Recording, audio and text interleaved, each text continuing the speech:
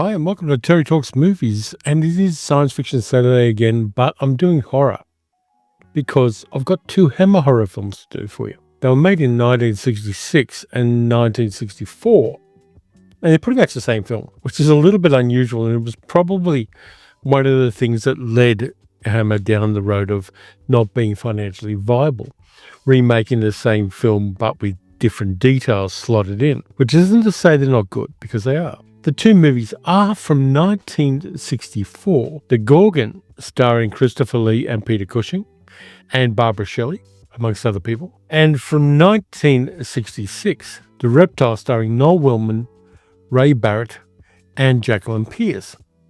And for once, the better of the two films, at least from my point of view, is not the one with Christopher Lee and Peter Cushing in it.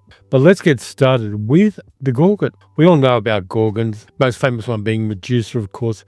But in this case, the spirit of Megara, a different Gorgon, is haunting somebody near Castle Borsky, somewhere in a Eastern European state around the turn of the 20th century. A little bit of a police state, a little bit of a kind of comic opera state, where the police chief is played by Patrick Troughton, who people might remember was the second Doctor Who. So you get two Doctor Who's for the price of one. You get Peter Cushing, who of course is Doctor Who in two movies, and you get Patrick Troughton. Peter Cushing is the taller of the two, but Patrick Troughton tries to make up for it by wearing a pickelhaube helmet for part of the movie. And he rocks it, to be honest with you. It's actually set in 1910, and Wikipedia says it's set in Germany, so it isn't an Eastern European country. It's actually in Germany. The village of Vandorf, not to be mistaken with Harndorf in South Australia, has suffered 7 murders in 5 years. Each victim has been turned to stone. Interestingly enough, nobody seems particularly worried by this or confused by it. They just go along with it, and the cops investigate and cover up, because what else are you going to do with somebody who gets turned to stone? And the movie does a bait and switch on the characters a little bit, which is kind of interesting, in that a guy called Bruno is established at the start of the film, and he's an artist. He's got a beautiful girlfriend who's modeling nude for him, because why else would you be an artist in 1910 Germany? And she tells him she's pregnant. He wanders off into the forest at night to go to see her father and tell the father that he's going to marry her because he's obliged to, because he's a gentleman. She runs after him and meets with the Gorgon and gets turned to stone. And Bruno is later found hanging from a tree. So there's a coronial inquest. The father turns up, and his name is Professor Jules Heights, played by Michael Goodliffe. And you think, okay, he's going to be the viewpoint character. He's going to be a protagonist. He starts investigating and getting all huffy because his son hung himself and his girlfriend got turned to stone. And the cops don't seem to be particularly interested in following through on that. They just close the case off by saying Bruno killed his girlfriend and then hung himself. The autopsy is done by a guy called Dr. Nemiroff, played by Peter Cushing, who runs the local asylum, because in most Hammer films, you've got to have an asylum of some kind. And Peter Cushing's assistant is a beautiful woman called Carla Hoffman, played by Barbara Shelley. And there's a little bit of an implication that he is more than just getting Barbara Shelley's Carla to take notes. Now, of course, HR didn't exist in those days. When Jules investigates, he finds out that there is a Gorgon up in Castle Borsky, above the town of Vanhoff. He encounters the Gorgon and gets turned to stone. So he's not the viewpoint character. The actual viewpoint character that we follow is the third guy you see, a guy called Paul, who's the brother of the first guy and the son of the second guy, played by Richard Pascoe, who comes and investigates and goes, my father and my brother had died, and I'm a bit pissed off. I want some investigation happening here. He brings along with him a guy called Professor Carl Meister, played by Christopher Lee. He's got shaggy hair and a shaggy mustache, and he doesn't take shit from anybody. And so he helps Paul investigate what's actually going on in Vandorf. Meanwhile, Paul and Carla have a little bit of a rapport and a little bit of a frisson, and so they start getting closer together.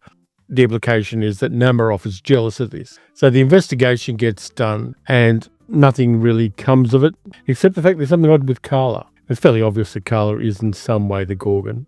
The movie doesn't even try to hide that.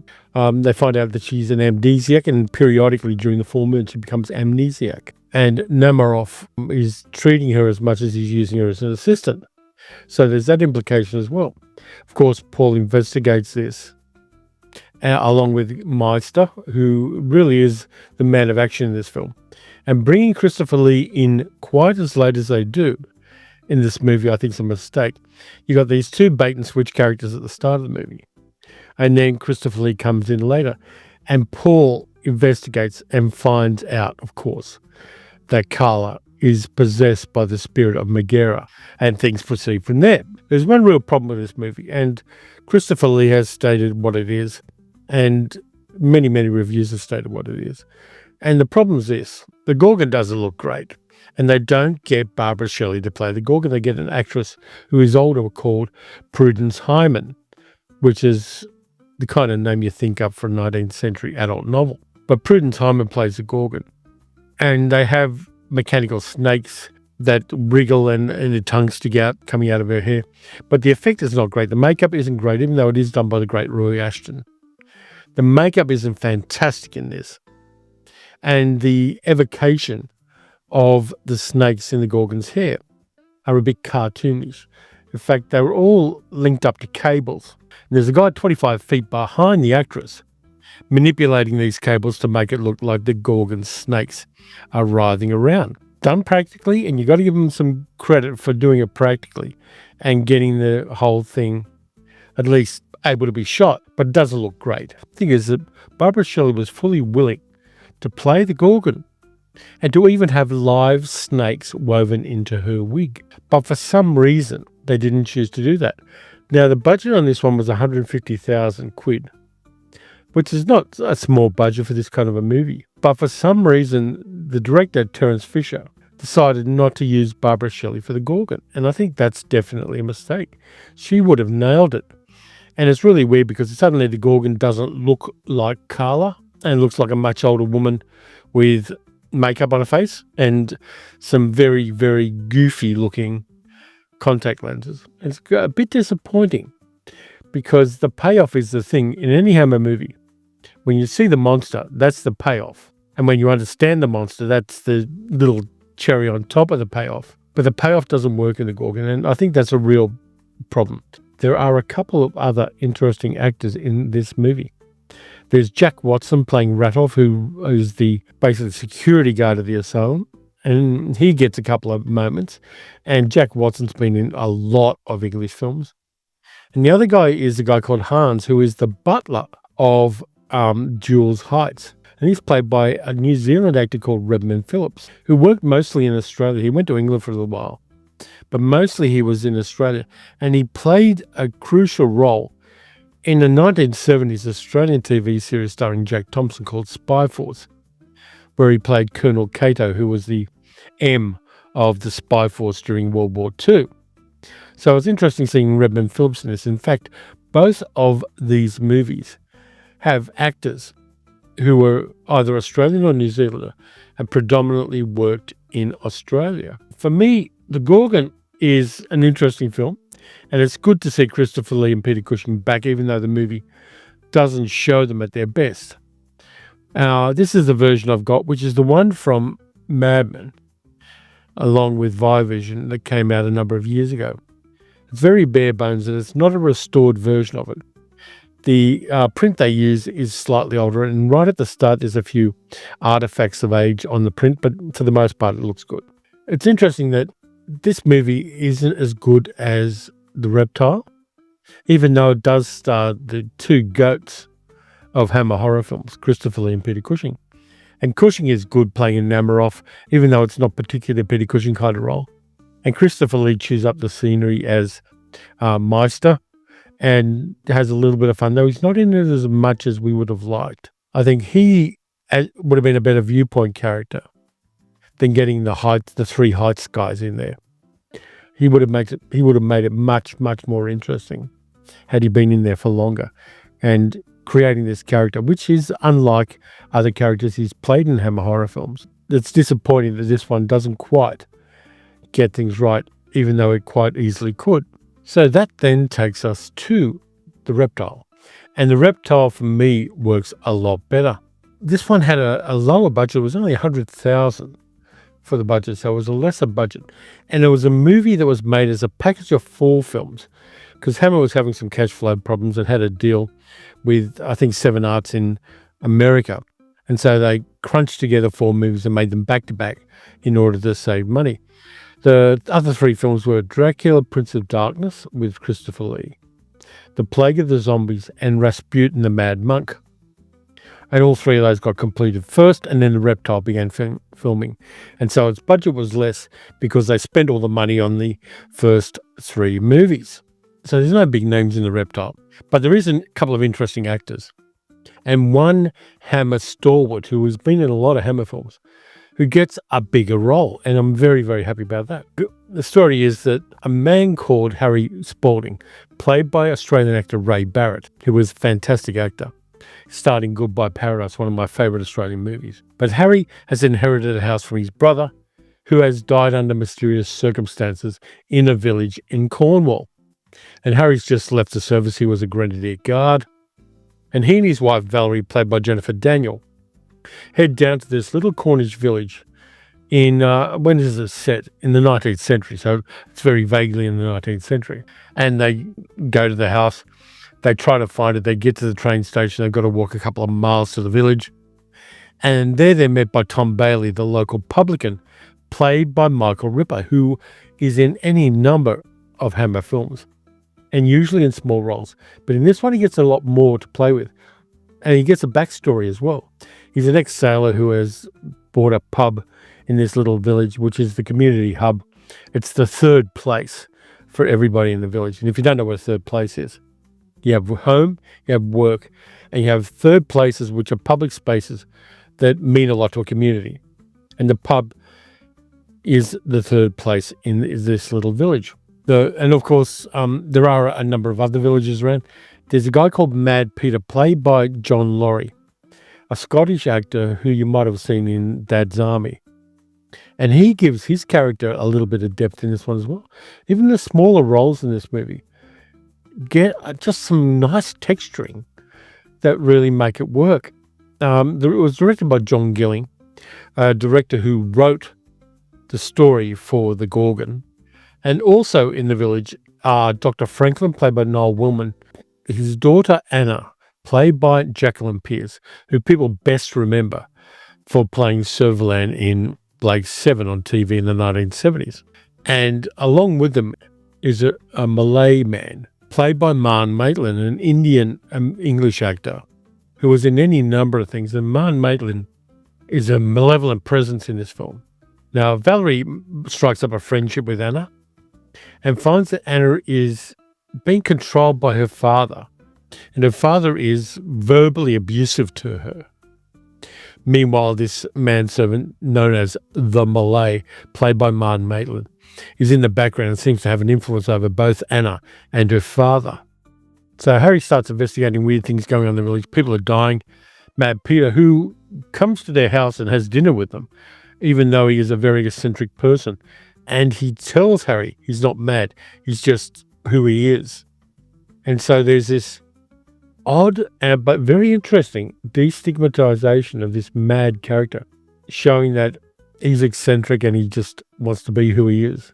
And that then, when Mad Peter is attacked by the reptile and gets these 2 very widely spaced fang marks in his neck and dies a horrible death of the venom injected into him, it matters because the character has been fleshed out a little bit during that dinner with Harry and Valerie.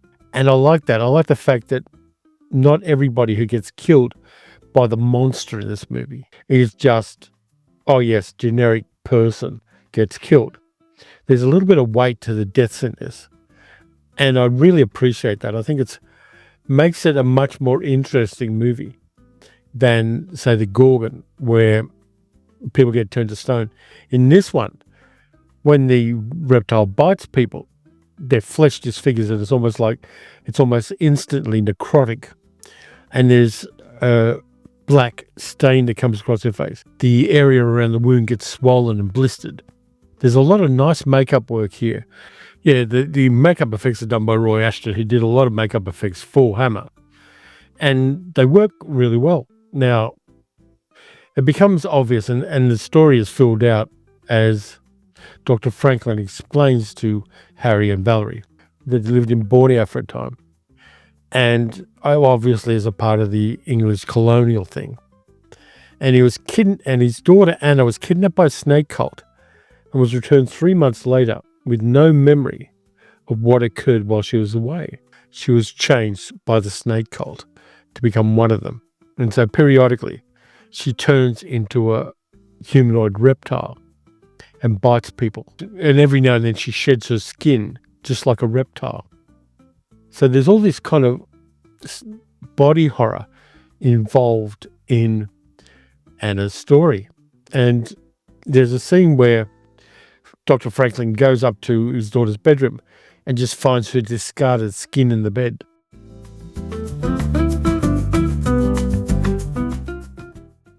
And when she's in the reptile form, she's very sensitive to cold because reptiles, of course, are exothermic. And so she sleeps beneath the house where they live, where there are some sulfur springs with bubbling sulfur pits. And it's a lot warmer down there, so she can only sleep there when she's in this form. And that's kind of interesting. You've got everything above the surface in the village. Quiet little village with a deep secret.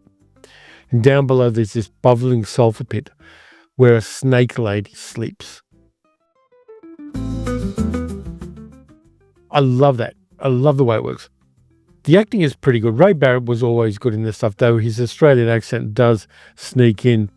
You take the boy out of Queensland, but you can't take the Queensland out of the boy. And Ray Barrett's an interesting choice for this one because he had craggy features and he had a pockmarked face. He wasn't pretty in the way that a lot of English actors with received pronunciation were in a lot of Hammer films. He looks like a guy that's been around. His wife, played by Jennifer Daniel, is well done. They're a good match. There's a nice rapport between the two actors. And Jacqueline Pearce as Anna is really good. Jacqueline Pearce was an actress who had a lot of problems. She suffered clinical depression for much of her life, and that affected the role she was able to do. But in this one, her vulnerability works. And she gives us a character not entirely unlike the Genessier girl played by Edith Scobb in Eyes Without a Face. She has a lot of that vulnerability and being manipulated by your father vibe that Edith Scobb had in Eyes Without a Face. And that works. It's not directly referenced in the movie.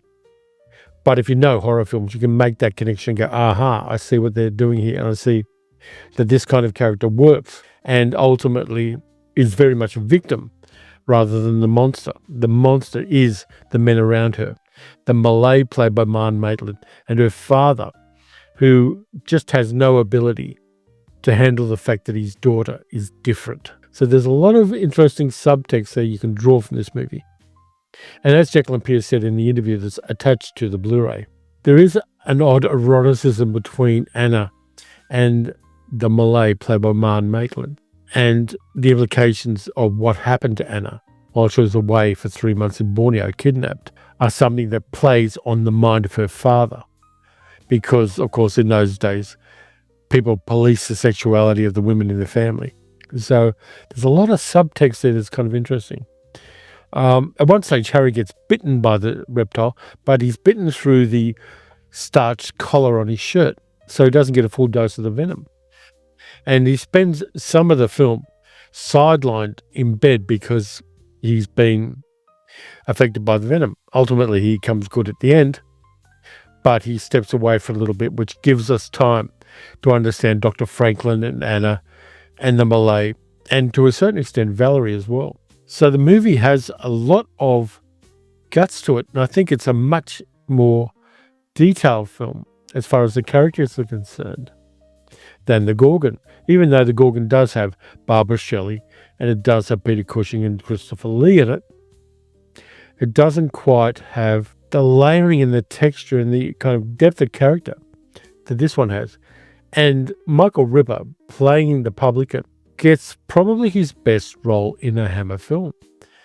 He really is a sympathetic character. He's been around the world like Harry has. And so when things get supernatural and icky and dangerous, both the publican and Harry are fully willing to put their asses on the line to find out what's happening and to protect people. And I enjoy that. And it shows that Michael Ripper is an actor who obviously made a living. He's a bloody fine character actor. And I really like the fact that this movie gives him a spotlight and shows that he is fine at what he does and creates a character that's different than a lot of the other characters he played in Hammer films. And I just love that. I love Ray Barrett being in this movie. I like Jacqueline Pearce in this. She was also in The Plague of the Zombies, playing a victim in that one as well. But these two Hammer films she did, she's a striking presence in them. And she gives the character exactly what it needs to play it right. And Noel Willman, an Irish actor, playing the father, gives some complexity to his character as well. So the acting in this and the writing of the roles is bloody good. And Marn Maitland, who doesn't get much dialogue playing the Malay, he is a creepy presence. Of course, there is the othering of people from other races. That was part of cinema for a very long time. But there is some really good stuff involving his character. And apparently he enjoyed the shoot and had fun with it. So that's what I got for you this time around. The Reptile, if you can find this one, which was put out, who put it out? Hammer put it out about 10 or 15 years ago. There are a lot of Hammer films that come out in this format. It's good for a number of reasons. The first one is you get both the DVD and a Blu-ray copy of it. There are extras in it with people like Mark Gatiss being interviewed about the movie and Jacqueline Pearce being interviewed about the movie. So there's a lot of stuff in these versions. And I believe they are running for a premium at the moment.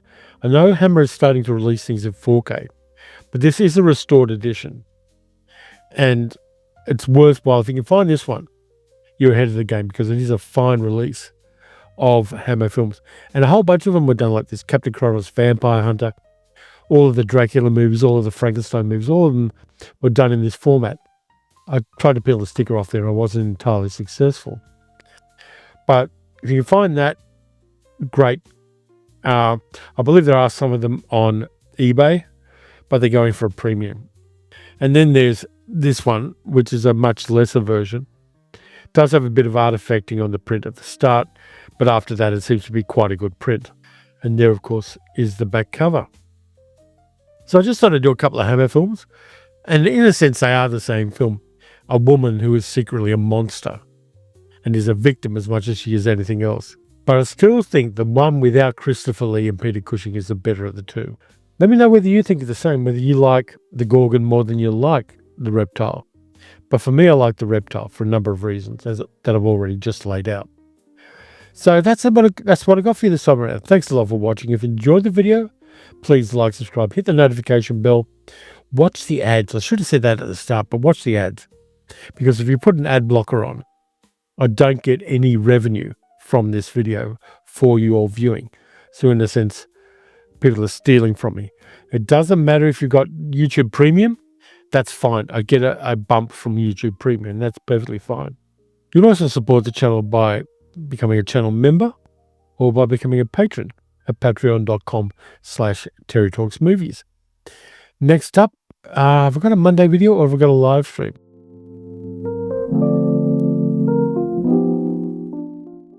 So until then, watch some good movies, watch some bad movies. Watch these two back to back and let me know what you think and which one you like better. And I'll catch you next time.